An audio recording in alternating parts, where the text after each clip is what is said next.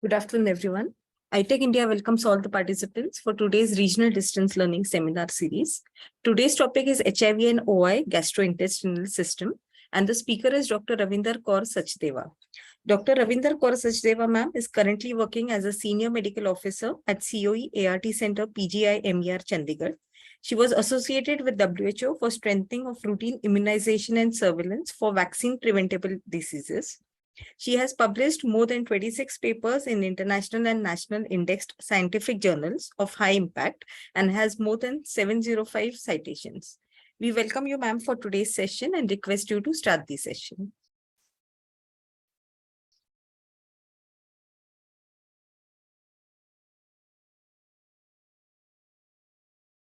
Ma'am, you're on mute.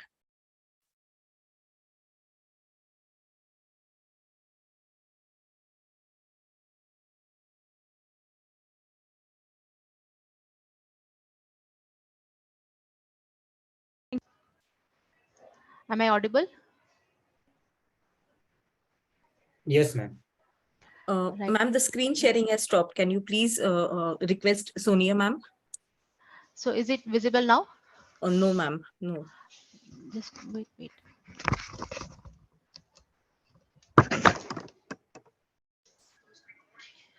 Ma'am, screen is visible now.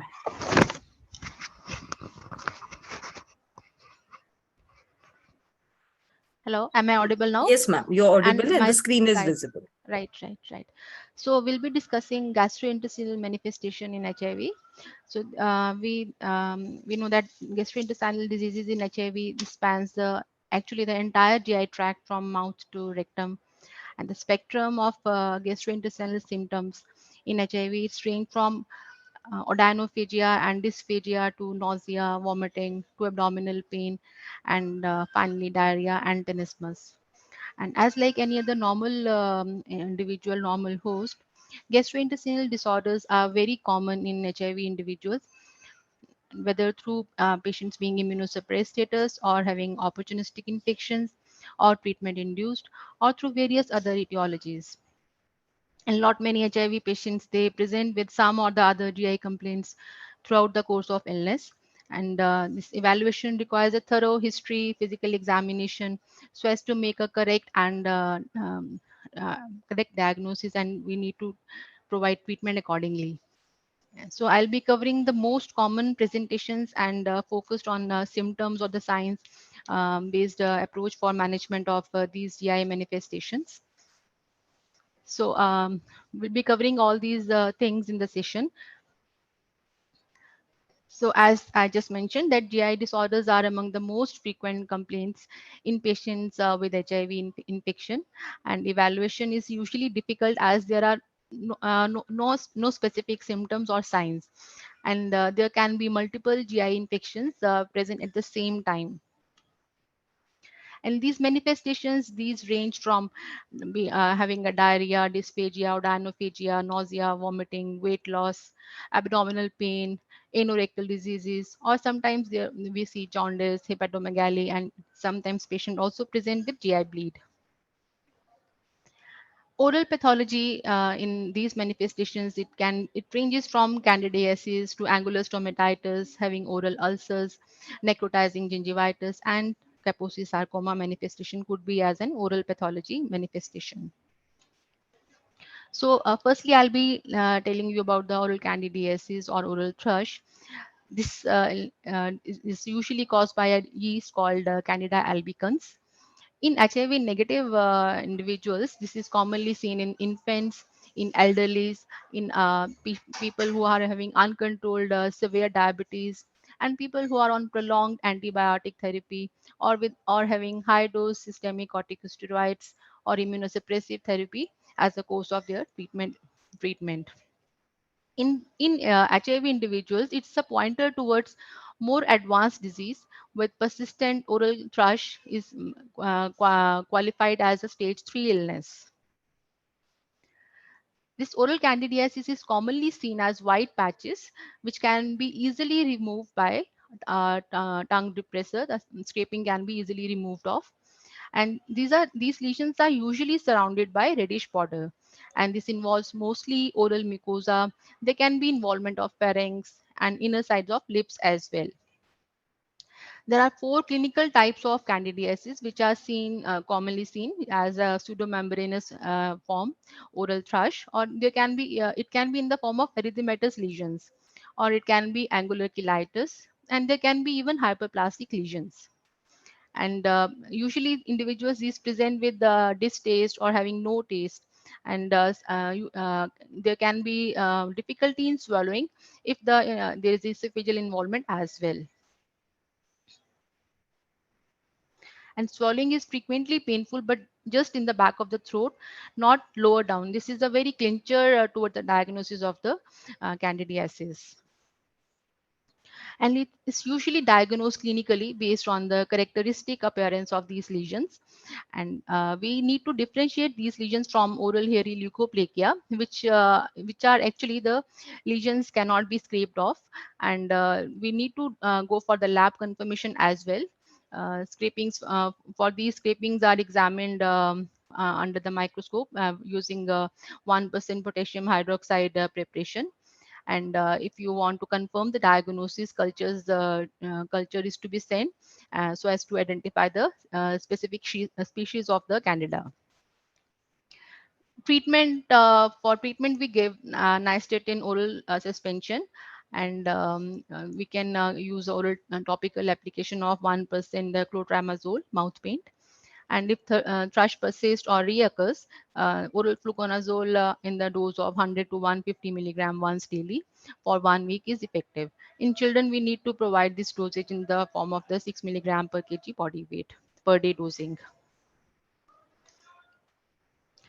Esophageal candidiasis is a WHO clinical stage 4 condition, and it is usually diagnosed clinically based on the presence of oral candidiasis and associated subjective symptoms of dysphagia or adenophagia. And anyone with complaints of dysphagia or adenophagia having oral candidiasis should be treated presumptively for esophageal candidiasis. So if a person is coming with these symptoms in the clinic, we should start with the treatment for esophageal candidiasis. As oral candidiasis can cause pain in the throat, which is adenophagia, it is important to ask while diagnosing esophageal candidiasis, is there is pain behind the sternum as well on swallowing. And this is often associated with patients not eating, or consequently there can be a weight loss associated. And this is more commonly seen in individuals having a low CD4 cell count, or this actually esophageal candidiasis is classified as a stage 4 illness.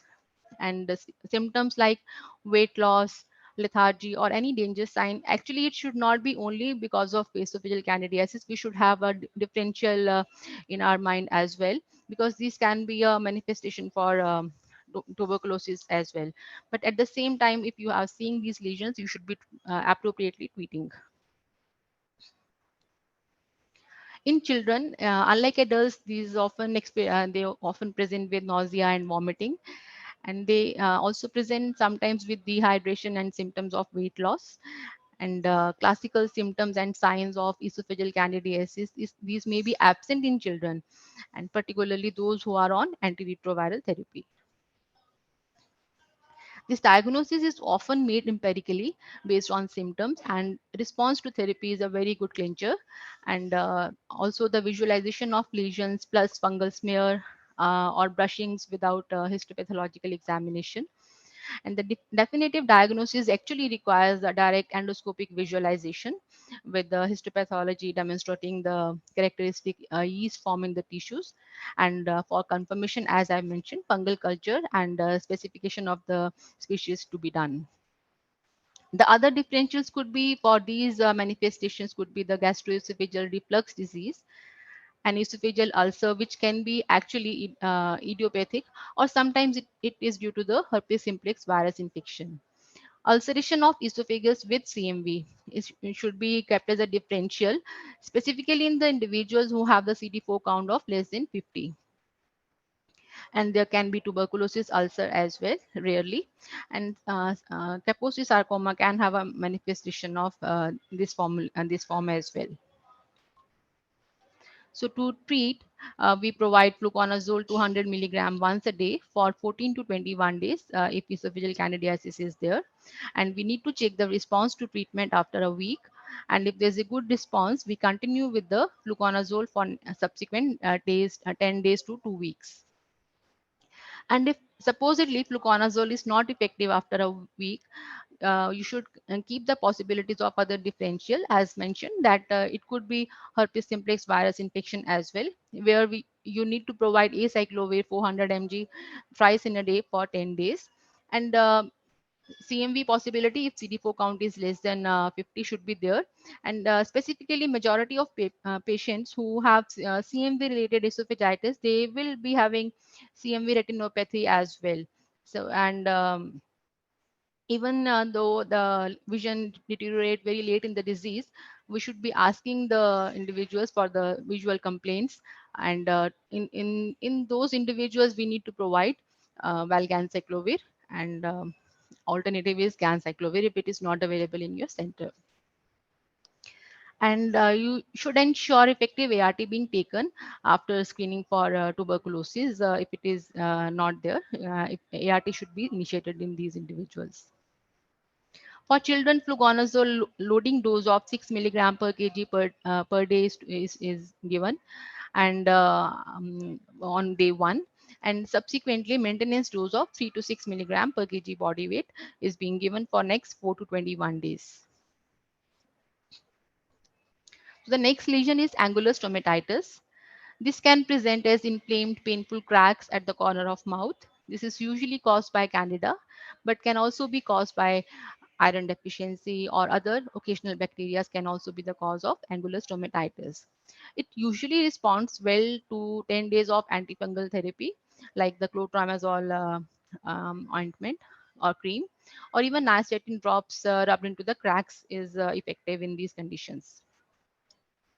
So oral ulcers could be aphthous ulcers, where the one or more ulcer on the mucosa of the mouth, inner lips, and sometimes tongue can be there. And this is usually the etiology, it is presumed to be a viral etiology, and cause could be unknown as well. And it often presents as very painful kind of lesion, and especially in people who are having low CD4 count. Treatment is actually effective with antiretroviral therapy, and if somebody is already on treatment, ensure that patient is virally suppressed. So oral ulcer could also be due to the herpes simplex viral infection, where there will be a shallow ulcer or blisters which are very painful, extensive, or having a history of a recurrent oral ulcerations, often on lips as well. And in these conditions, you need to provide acyclovir therapy for 7 to 10 days. And also you need to counsel the patient to avoid acidic foods. And for symptomatic pain relief, you can also give paracetamol. In children, you need to give the acyclovir as per the body weight dosing for maximum 7 to 10 days. Maximum dose of 200 milligram per dose is to be given. And this may actually decreases the duration of the illness if started within 72 hours. And remember that topical acyclovir is ineffective in these lesions. So other differential of oral ulcers, you should keep a possibility of syphilitic oral ulcers, when which is actually the similar presentation, but these ulcers are almost always painless. You should be doing a VDRL to confirm the diagnosis, and treatment is given as benzathine penicillin, weekly doses for 3 weeks. So Kaposi sarcoma, it usually presents with purplish fleshy swellings on the roof of the mouth or gums, which may often bleed. And if present on the palate or oral cavity, this may indicate pulmonary or GI tract involvement. You should be investigating with the X-ray and chest X-ray, and if any respiratory symptoms are also there, and check the hemoglobin for anemia or hidden GI bleed episode. If it is there, there will be anemia in these patients. And diagnosis of these is usually made on history, appearance of lesions, and the distribution. Remember that this is a stage 4 illness, and patients needs to be on effective antiretroviral therapy. You should be starting ART in such condition immediately. And if somebody is already on treatment for maybe for more than 6 months and such lesions are suspected or have occurred, you should be checking for viral load in these individuals to rule out the virological failure. And in addition, if diagnosis is made, then you need to refer this such patient for chemotherapy as well. So necrotizing gingivitis, this presents as inflammation of gums or gingiva, which may lead to tooth loss, severe pain, or foul smelling in the breath. And you should advise such individuals for oral hygiene, providing antiseptic mouthwashes, antibiotics in the form of metrogel thrice a day for 7 days is to be given. For pain management in such conditions, you should be using paracetamol. And remember that this is a stage 3 illness, and ensure that patient is also on effective antiretroviral therapy.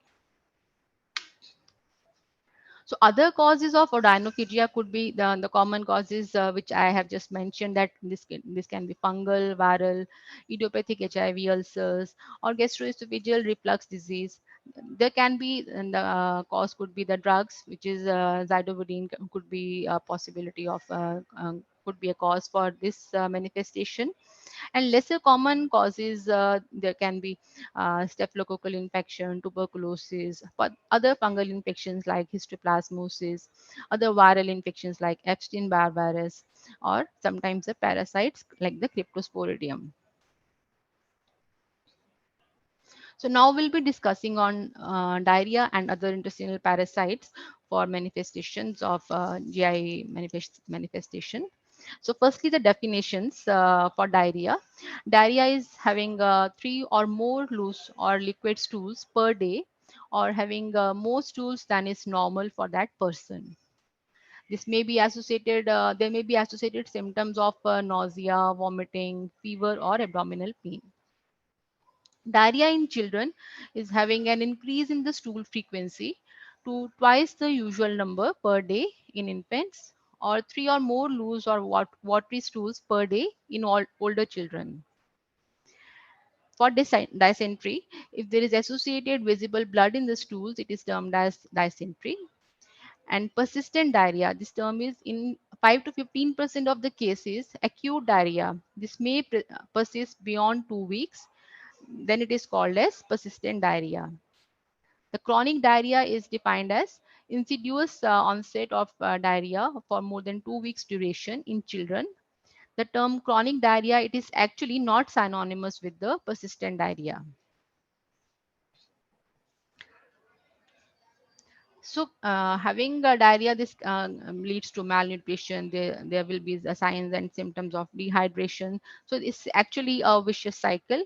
So this needs a correction timely and appropriately. This inflammatory diarrhea occurs when pathogens invade the wall of the large bowel, causing immune response and mucosal bleeding. And non-inflammatory diarrhea is a consequence of pathogens that actually superficially invade the epithelial layer of small bowel and cause increased secretions of water and electrolytes into the lumen.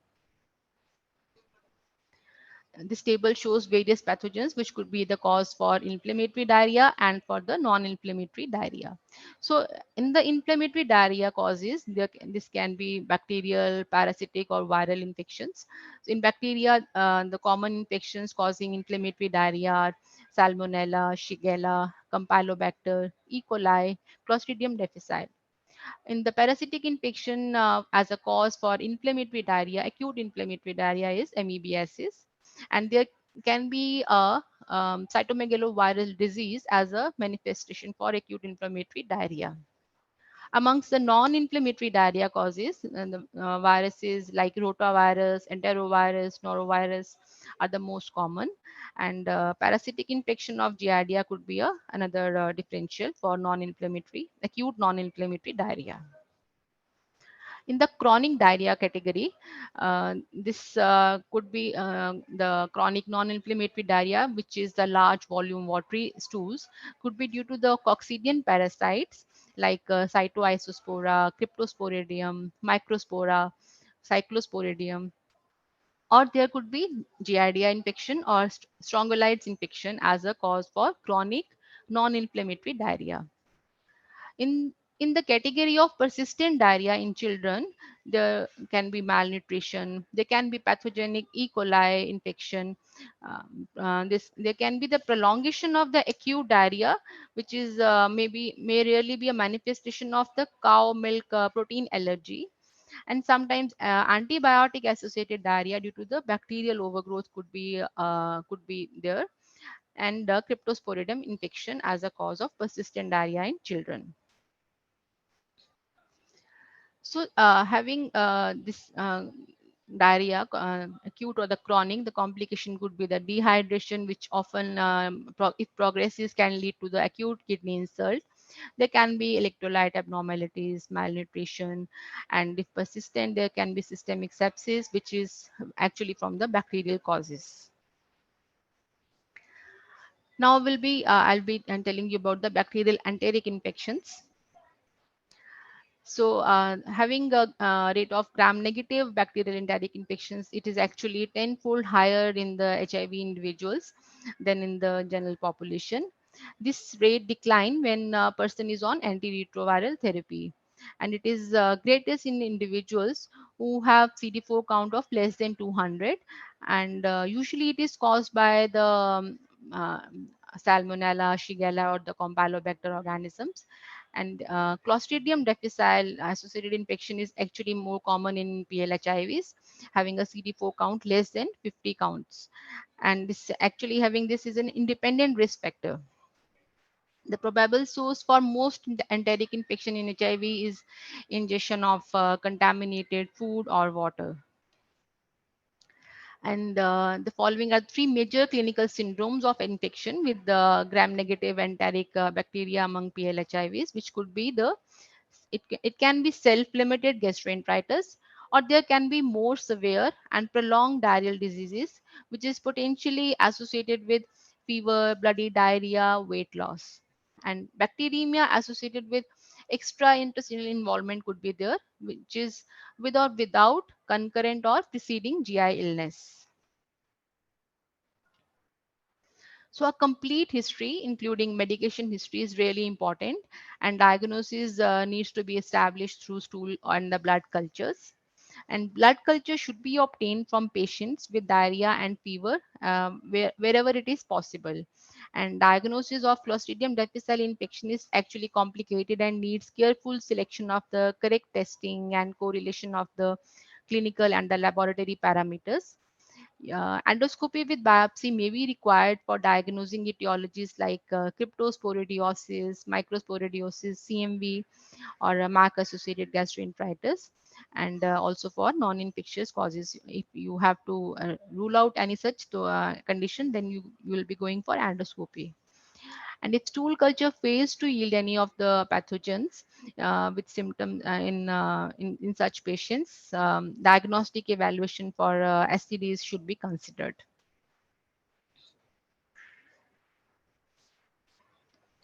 So to manage, general considerations are to keep the oral and IV hydration as good as it is required for the patient with diarrhea.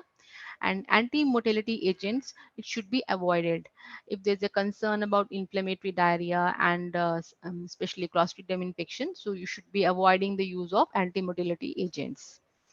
Diagnostic fecal specimen should be obtained prior to initiation of any empirical antimicrobial therapy. And if stool sample is actually obtained, antibiotic susceptibilities should be performed to confirm antibiotic choice as per the resistance pattern.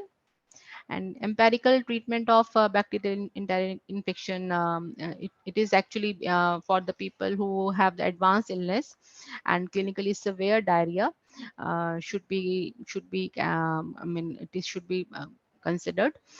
In these individuals, there is an episode of more than or 6 liquid stools per day or bloody stools, and along with fever or chills.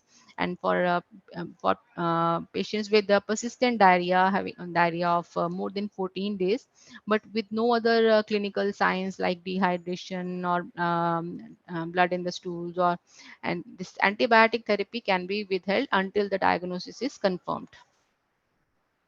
So preferred therapy in these individuals is Ciplox 500 to 750 oral therapy, and alternative could be ceftriaxone or cefotaxime.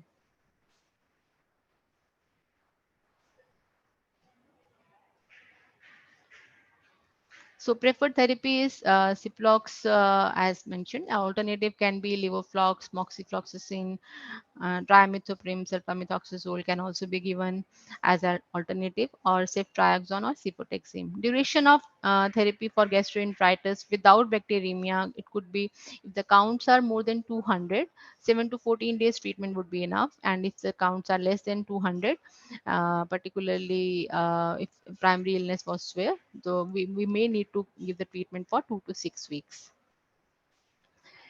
Duration of therapy for gastroenteritis with bacteremia, it is if the counts are more than 200, 14 days treatment, or sometimes longer duration if bacteremia persists. And if the counts are less than 200, then 2 to 6 weeks of therapy is given. For shigellosis, we give for gastroenteritis, we are giving 7 to 10 days of treatment, and bacteremia, if it is there, more than 14 days treatment. And if there are recurrent infections for shigellosis, we may give treatment for 6 weeks. And preferred therapy is Ciplox 500 to 750 once a day, or BD dosing. And alternative could be levoflox or moxifloxacin, trimethoprim or azithromycin can be given. So this is for campylobacteriosis. The treatment is gastroenteritis. We give 7 to 10 days treatment, and if bacteremia is there, then we give treatment for more than, or sometimes 14 days is enough.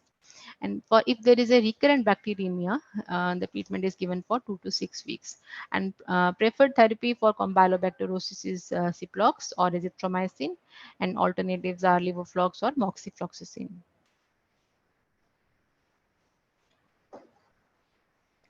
And if there is a Clostridium difficile infection, we give vancomycin, which is given as 125 mg oral therapy 4 times per day for 10 to 14 days, or sometimes Metrogyl, which is given 3 times per day for 10 to 14 days.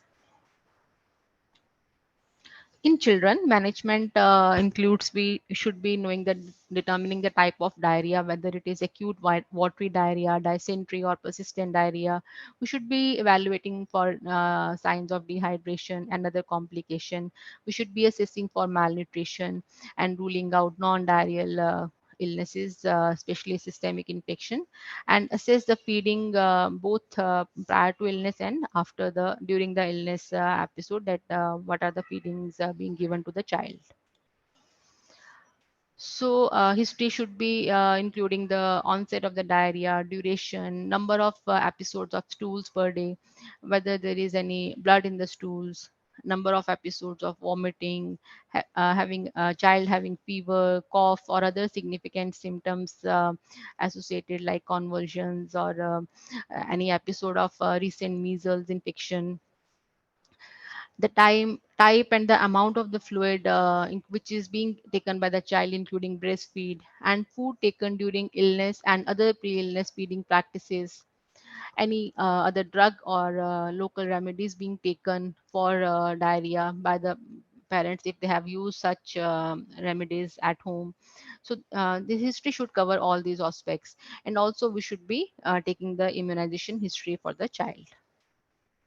And we should be assessing the child's general condition, whether the child is alert, restless, irritable, lethargic, or unconscious episode is there, and whether the eyes are normal or sunken eyes, whether the child is able to drink water or ORS normally, or is refusing, or taking it eagerly, or or unable to drink due to lethargy or coma.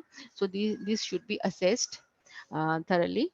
And feel for, you should be looking for skin turgor, whether following pinching, abdominal skin flat, abdominal skin is getting flattened immediately or going back slowly or return very slowly, that is more than 2 seconds. So this should be evaluated. And this flow diagram shows that how to classify the diarrhea in children. So initially we should be looking at the history should be actually giving you the more of the diagnosis kind of thing, whether there is acute diarrhea having acute onset, which is onset having diarrhea which is less than 14 days history is there, whether it is persistent diarrhea acute onset and it is lasting for more than 14 days, whether it is a chronic diarrhea which is insidious onset and lasting more than 14 days, or there is acute dysentery which is acute onset and it is associated with the visible blood.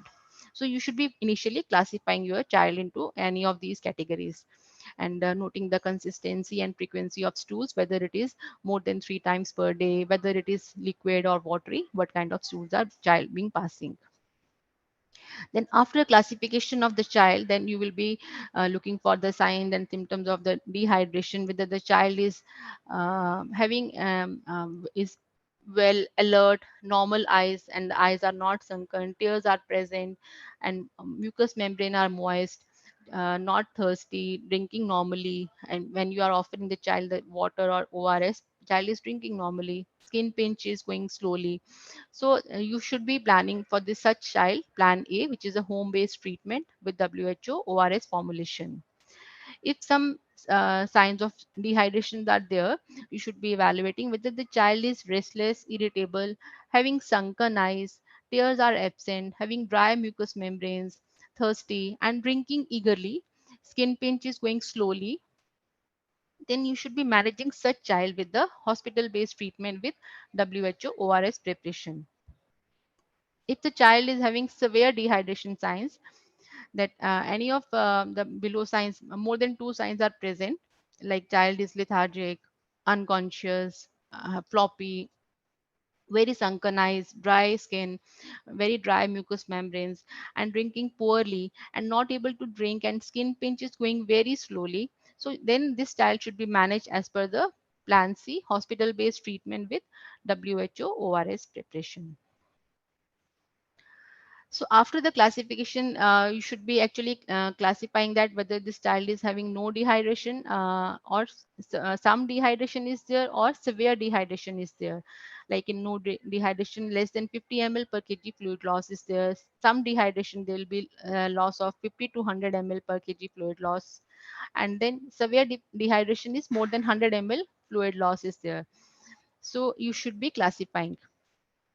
And then you should be examining for features of malnutrition, anthropometry for weight and height, examination for wasting, edema, and signs of vitamin deficiency. Systemic infections, presence of cough, fever, rapid breathing, chest indrawing, high-grade fever with splenomegaly. So these should be looked for, and there can be fungal infection as well as having oral thrush at the same time, perianal satellite lesions. So you should be examining your child for all these findings. Then laboratory investigation, stool microscopy is usually not helpful in management except in the situations like in cholera, giardiasis. Stool culture is also of little value in routine management of acute diarrhea. And testing stool for pH and other substances is also not indicated in acute diarrhea. Complete blood count, blood gas estimation, serum electrolytes, and RFTs is actually not indicated routinely, which is performed only if the child has associated findings of pallor, tachypnea, altered sensorium, seizures, or paralytic ileus or oliguria. So actually, the most of the acute diarrheal episodes, these can be managed effectively even in the absence of any of the laboratory investigations. So management includes the rehydration and maintaining hydration component, ensuring adequate feeds being given to the child, and oral supplementation of zinc is really important, and early recognition of the danger signs and treatment for the complications. So we should be treating the child with the WHO ORS preparation and home available fluids. And the mother should be actually giving ORS and counsel about preparation and method of the use, like how to prepare this and how frequently it should be used. And home available fluids used should preferably contain salt, including ORS, salted rice water, salted yogurt drink, or vegetable or chicken soups with the salt. Some unsalted preparations like plain water, unsalted rice water, unsalted soup, yogurt drinks without salt, green coconut water, and weak unsweetened tea, unsweetened fresh juice are also can also be given.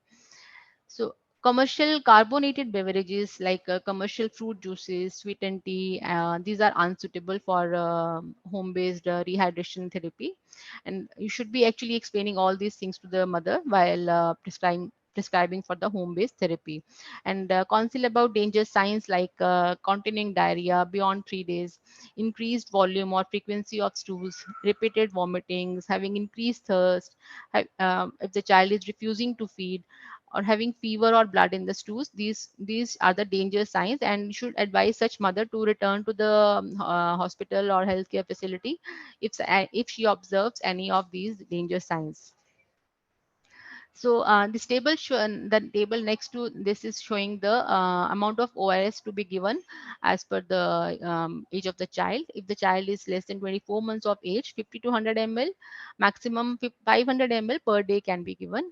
And for 2 to 10 years of age of the child, 100 to 200 ml and maximum 1 liter per day can be given. For the child who is more than 10 years of age, maximum 2 liters can be given to the child. So if some dehydration, if some dehydration signs are there, this child should be treated at a hospital. Therapy, which includes ORS, which should be initiated as soon as possible and continued during the transport. And all children with severe dehydration should be promptly and urgently referred to a healthcare facility for supplementation with the IV fluids. And remember that feeding should not be restricted in the children who are having diarrhea, as restriction can aggravate complications and increases morbidity and mortality. And early feeding during diarrhea not only decreases the stool volume by facilitating the sodium water reabsorption along with the nutrients, but also facilitate early gut epithelial recovery, and it also prevents the malnutrition. So once the child status starts improving, higher than a recommended intake is given to facilitate the catch-up growth. Zinc supplementation is recommended at a dose of 20 mg elemental zinc per day for child who is more than 6 months of age for a period of 14 days. And it actually helps in decreasing the severity and duration of diarrhea, and risk of persistent diarrhea can be reduced with the zinc supplementation. For persistent vomiting, symptomatic treatment can be given with a single dose of ondansetron. It can be given to the child. And it is important to note that antibiotics are not routinely indicated for treatment of acute diarrhea in children. And antibiotics are indicated in bacillary dysentery, cholera, amoebiasis, and giardiasis. And when acute diarrhea is a manifestation of systemic infection in a malnourished, prematurely born, or young infant, age appropriate systemic antibiotic is recommended. Anti-motility drugs and binding agents, these are also not recommended and can be actually harmful to the infants and children. So anti-secretory agents like resicadotril and probiotics, these are also not routinely recommended. So to manage acute dysentery in children, the first line of treatment in a child who is sick is ceftriaxone injectable preparation. And in a stable child, either Ciplox or oral cefixime can be given.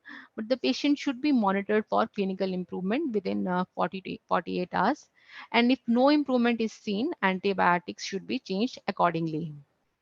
Oral azithromycin can be used for shigellosis, but it can be tried in shigellosis cases. And for children with amoebic dysentery, tinidazole or metribuzil is the drug of the choice. And any young child who is presenting with blood in the stools and persistent abdominal pain, it should be suspected for intussusception and evaluated accordingly. To manage persistent diarrhea, so we should be doing the correction of dehydration, electrolytes, and hypoglycemia. We should be providing nutritional therapy and evaluating for infections using appropriate investigations and their management. Now, few words about the cryptosporidiosis infection. This is actually the most common presentation is acute or subacute onset of watery diarrhea, which may be having associated with the nausea, vomiting, and lower abdominal cramps as well. Disease severity of cryptosporidiosis can range from asymptomatic to, to profuse cholera-like diarrhea. And more severe symptoms, it actually occurs in the patients who are immunosuppressed, whereas transient diarrhea alone is typical in patients with competent immune system. Fever is present in approximately 1/3 of the cases and malabsorption is common. Actually, the epithelium of biliary tract and the pancreatic duct, it can be infected with the cryptosporidia, which leads to the sclerosing cholangitis and pancreatitis, and particularly in the cases who have lower CD4 cell count. So to diagnose, microscopic identification of oocyst in the stool with the acid-fast staining or direct immunofluorescence, it offers a higher sensitivity. Concentration method, this may facilitate diagnosis of cryptosporidiosis, and antigen detection by ELISA or immunochromatographic methods can also be useful. So cryptosporidium enteritis, this can be diagnosed from small section of tissues from the intestinal biopsies. And a single stool specimen is usually adequate to diagnose cryptosporidiosis in individuals who are having profuse diarrheal illness, whereas we may require repeat stool sampling in cases who are having milder disease. To prevent cryptosporidiosis, it actually occurs in the individuals with advanced immunodeficiency. Initiation of ART is very important before the symptoms, before individuals become severely immunosuppressed. This works as a preventive, as ART is very important. Initiation of ART is really important. And if it is there, then you need to provide aggressive oral and IV rehydration. Rapid ART initiation is very important in the individuals where you are suspecting the cryptosporidiosis. And for treatment, you will be adding nitrous oxanide, 500 to 1000 milligrams oral twice a daily therapy with for 14 days, or paromomycin can also be given in such cases. Now, for the cystosporiosis, which was initially which used to be called as isosporiasis. So the most common manifestation for cystoisosporiasis is watery, non-bloody diarrhea. There may be associated abdominal pain, cramping, anorexia, nausea, or vomiting. There can be mild fever as well. This diarrhea can be profuse and prolonged, particularly in the individuals who are immunocompromised as well, and resulting in the severe dehydration, electrolyte imbalances. And this infection is usually diagnosed by detecting isospora oocysts in the fecal samples. And diagnosis can also be facilitated by repeated stool examination with sensitive methods like acid pass techniques. And infection can also be diagnosed by detecting oocyst in the duodenal aspirates or mucus, or developmental stages of parasite in the biopsy specimen could also be looked for. Cotrimoxazole prophylaxis is worked as a prophylaxis for cystoisosporiasis infection. So it has a very protective role. You should be initiating your patients if the counts are low.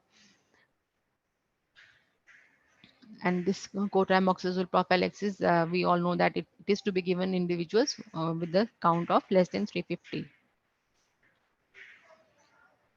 So to manage cryptosporiosis or isosporia infection, we give cotrimoxazole oral for 10 days, and for 7 to 10 days can also be used. And one approach is to start with the trimethoprim sulfamethoxazole preparation twice a day first, and increase daily dosing and duration if symptoms are worsening or persisting. So IV therapy, those in the individuals who are having malabsorption, potential documented malabsorption. For children, this trimethoprim sulfamethoxazole is given as at a dose of 5 milligram per kg, and given twice daily for 10 days. If symptoms worsen, this dose can be increased to 5 milligram per day accordingly, and the duration can be lengthened for 3 to 4 weeks as well. Alternative in the patients who are having sulfa allergy can be paramethamine, or Ciplox can be used. Paramethamine with the leucovorin combination or Ciplox. So for secondary prophylaxis in such cases, trimethoprim sulfamethoxazole orally 3 times weekly is continued, or paramethamine uh, with the leucovorin preparation continued, or Ciplox continued as twice weekly for as alternative second alternative drug. So other causes of diarrhea in PLHIVs could be due to the Mycobacterium tuberculosis infection, or sometimes MAC infection, which actually affects small or the large bowel. Terminal ileum is actually often affected, and symptoms of abdominal pain, distension, or rectal bleeding can be there. Clinical findings includes a large liver, abdominal tenderness, ascites, and abdominal ultrasounds will help to look for lymph nodes or splenic microabscesses, and these may be the evidence of the disseminated TB. So CMV infection could also be a possibility for the infectious cause of diarrhea, and CMV infection, it usually causes ulceration of both the small and the large bowel. Colitis occurs in 5 to 10% of the patients who have AIDS and CMV end organ disease. The most frequent clinical manifestations are usually the weight loss, anorexia, abdominal pain, diarrhea, and malaise. In the colon, especially in the cecum, CMV can produce perforation and can present as a acute abdomen. And if CMV colitis is suspected, CT may show the colonic thickening, hemorrhage, and perforation are actually the life-threatening conditions. And diagnosis of such condition is usually made when a patient with diarrhea or rectal bleeding is found to have a CMV retinopathy at the same time. And this should be actually looked for in the individuals where you are suspecting CMV infection. And if CMV infection is there, you need to manage with the ganciclovir, and oral therapy needs to be given in such cases as well. Oral Valgan needs to be given in such cases. So the parasitic causes of diarrhea includes strongyloids infestation. These larvae actually disseminate widely, and autoinfection actually occurs, which increases the parasite burden, which may be asymptomatic, or it can cause epigastric pain with the small bowel obstruction or chronic diarrhea, or there can be even the history of recurrent urticaria. And if left untreated, it can lead to hyperinfection syndrome in patients who are having advanced illness, and can be a cause for meningitis and multi-organ failure. So, and if this infection is, I mean, strongyloid infection is there, in treatment of choice is ivermectin, given as 200 microgram per kg orally as a single dose for 1 to 2 days. And if it is unavailable, you can treat with albendazole 400 mg twice a day for 7 days. And if suspected or found incidentally, you should always treat, I mean, if it is there. For giardia as a cause for diarrhea, you need to provide metrogyl 2 gram daily for 3 days, or tinidazole can also be given in such cases. In children, you will be metrogyl is recommended, and this we can also use tinidazole in children as well, as per the recommended dosage of maximum 2 gram single oral dose. So sometimes non-infectious causes of diarrhea could be due to the drugs, where lopinavir, ritonavir is known to cause such manifestation, and particularly these individuals who develop diarrhea with lopinavir or ritonavir, these present with a watery diarrhea or abdominal pain. And if you have excluded other causes that like it is not infectious cause, loperamide can be given in such case. And if it is a cause for diarrhea, then you should be switching to atazanavir, ritonavir if it is available in your center. And you just remember that if somebody is on TB treatment and on at zanavir, ritonavir, this must be taken with rifabutin and not rifampicin. So, kyphosis sarcoma, which can affect small or the large bowel, and majority of patients who present who have kyphosis sarcoma, they have GI system involvement, and around which is around 80% of the individuals. And undiagnosed kyphosis sarcoma is actually being seen at postmortem condition, and often there are no specific symptoms or GI involvement. Anemia is the only manifestation, and we need to provide effective antiretroviral therapy in the individuals who are being diagnosed with Kaposi sarcoma, and urgent chemotherapy is recommended. So there are certain anal lesions which are infective and non-infective lesion as a GI manifestation in HIV. So amongst the non-infective things are perianal hematoma could be there. Patient usually complains of piles or painful lump which worsen with the passage of stools, and patient is quite often present with the history of the constipation. And on examination it shows a painful purplish bump clearly visible in the anal area, and this which is actually due to the rupture of the blood vessel under the surface of the anal skin, and it is actually a bit painful due to the stretch of the skin. So to treat, leave it to absorb on its own, and ideally soften. I mean, you should be providing with the stool softeners, and local anesthetic can be applied regularly, and so as to relieve the pain. There could be manifestation. Patient can present with the history of the thrombosed piles, acute onset painful swollen lump in the anus, which can be with bleeding or not with bleeding as well. Then there can be on examination there can be red tender fleshy swelling around the anus, and this is actually thrombosed bile is actually a surgical emergency, and where you need to refer the patient immediately to the surgeons for the effective treatment. And patient can also present with the perianal abscess, which is like any other abscess, tender, hot, and often looks as if there is pus inside.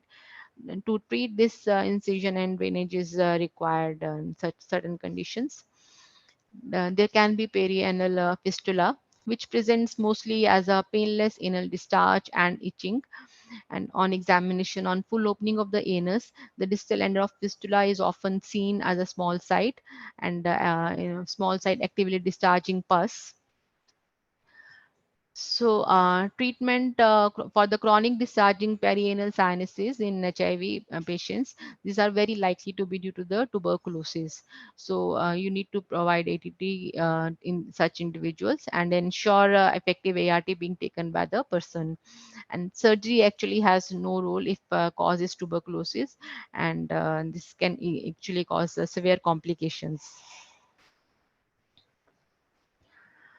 So, in for the infective anal lesions in HIV, then the cause could be herpes simplex infection, which presents as painful cluster of vesicles or shallow ulcers.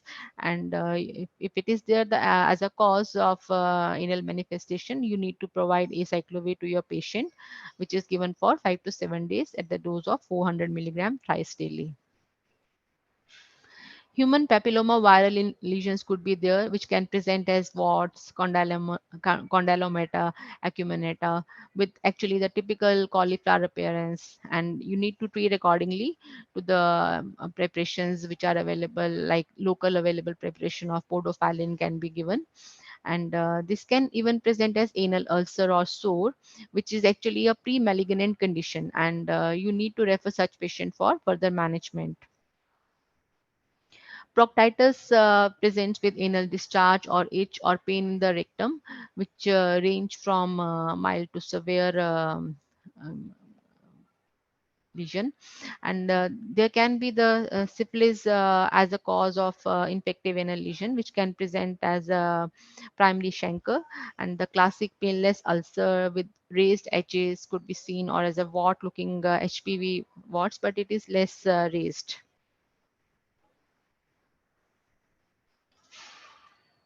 So this was all about the GI manifestation in HIV.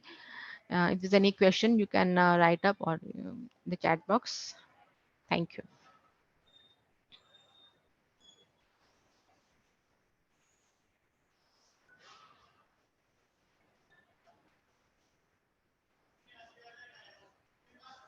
Yes, thank you, ma'am. Participants are requested, if you have any question, please ask them.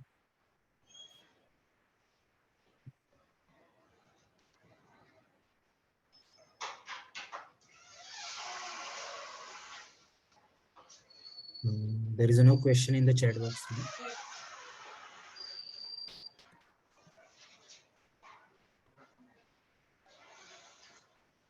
Hello. Hello. Good, Yes. good afternoon, ma'am. Yes. Ma'am, I'm from Ambala. Mm-hmm. I just want to confirm one thing, that most of the ART centers are starting or prescribing azithromycin 500 EOD in the patients with the esophageal candidiasis or oral thrush. How would you I mean No, this logically is define it? no, this is not being given. This might have been given for some other as a prophylaxis for esophageal candidiasis, as I have mentioned. It is if the lesions are there. I mean, if you are suspecting your patient for esophageal candidiasis, you need to provide treatment in the form of fluconazole therapy, 200 mg once a day for 2 weeks, and you may need to extend this as per the patient response. But azithromycin is not being given as a prophylaxis. Okay, thank you. The second question in this very series is, do we really need to go ahead with the endoscopy for suspecting esophageal candidiasis? No, you can, as I mentioned in the session, I can go back to the previous slide. So you can start with the empirical treatment, and you can look for the response of the patient, and accordingly you can decide for whether there is a need for endoscopy or not, because your patient will come with the improved signs and symptoms in a week of your initiation of fluconazole therapy. I'm going back to the previous slide where I have mentioned this. Like, so I have a question, boss. Question I have.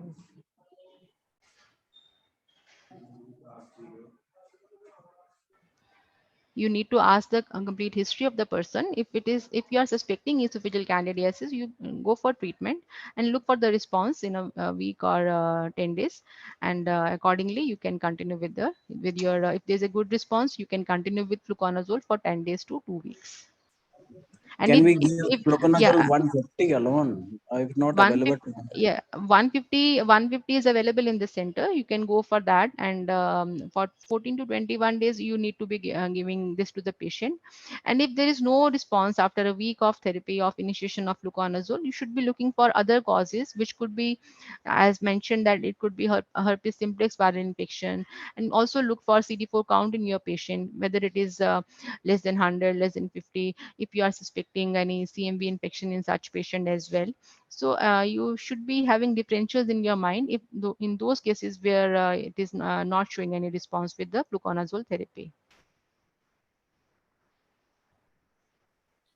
Good afternoon, ma'am. Mhm. Ma'am, I'm from ART Dehradun.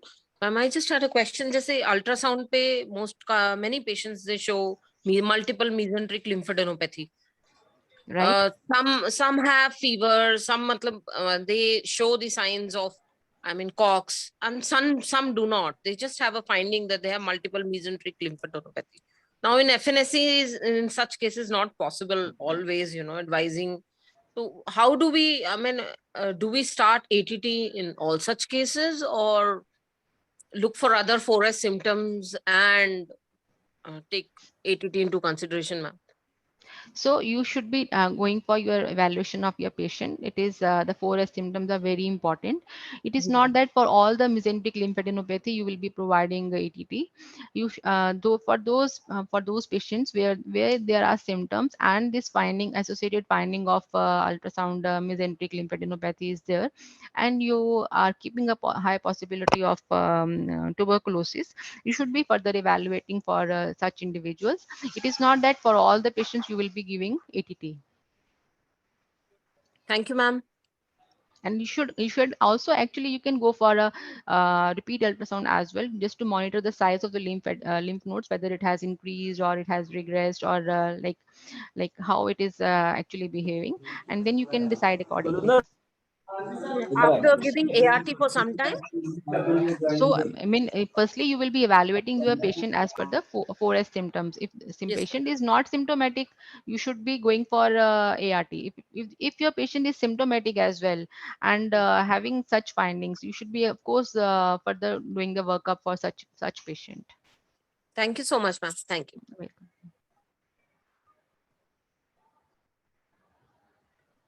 Any more questions from the participants? Please feel free to unmute your mic.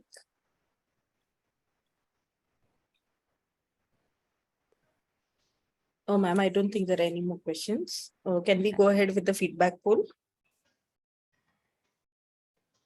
Thank you. The feedback poll is now visible on your screen. Participants are requested to please attempt all the 4 questions. The next session will be conducted next week on Friday, that's 14th of April. And the topic is HIV and OI, skin and mucous membranes. For that, you can refer to the 4.5, chapter number 4.5 of the National Guidelines for HIV Care and Treatment. Thank you so much, ma'am, for facilitating this session. Thank you so much. Thank you.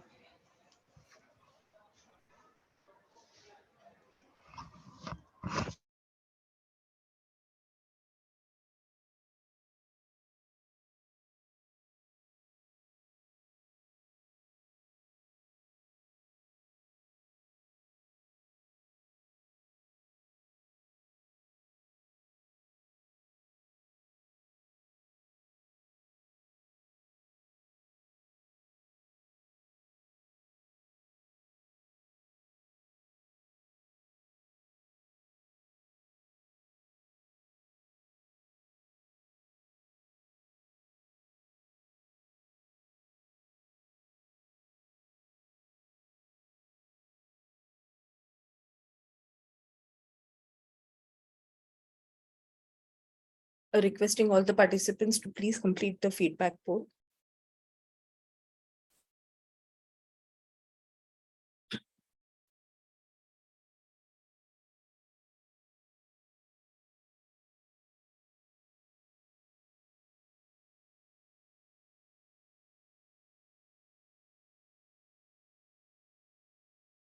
Thank you to all the participants for patient listening. Kiran sir, we can end the feedback poll now. Thank you, everyone. We'll conclude the session now.